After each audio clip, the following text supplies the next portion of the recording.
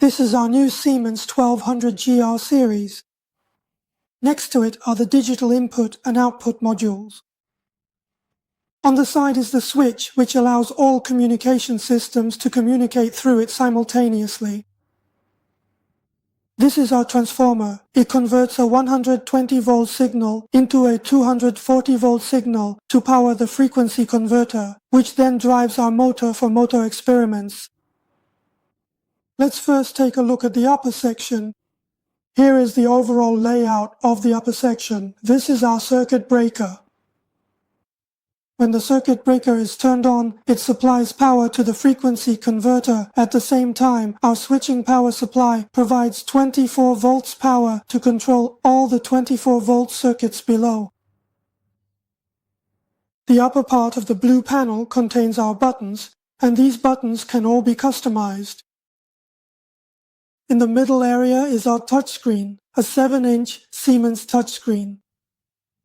Below that are our buttons and selector switches. On the side here is our analog input signal, which allows you to select different frequencies through analog input. Here is our power switch and emergency stop signal. When the emergency stop is pressed, all 24-volt circuits lose power. This is our external 3-prong grounding plug, which protects our personal safety. Now let's power it on. Press the power switch, and at the same time, the circuit breaker closes. The entire system is now powered up.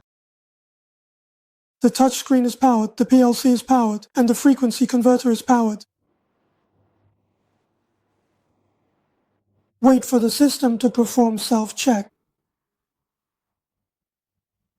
Now let's conduct a forward and reverse rotation test of the motor.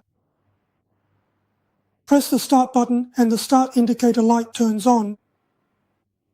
At the same time, press the forward rotation button. The motor now starts rotating forward.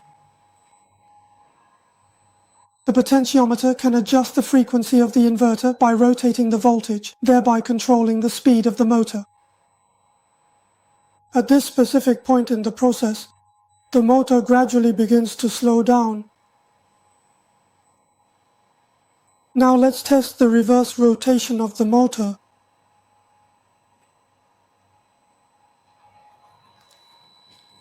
Press the reverse button, the reverse indicator light turns on, and the motor starts to slow down. At the very same time, our advanced inverter system is capable of monitoring the rotational speed of the motor in real time, ensuring that you have complete oversight of the motor performance and can maintain optimal efficiency during operation. At this point in the process, we are going to slowly rotate the control knob clockwise in order to steadily increase the power supply, which will effectively raise the rotational speed of the motor until it reaches its full operational capacity. At this point, the voltage is 10 volts and the speed has reached its maximum.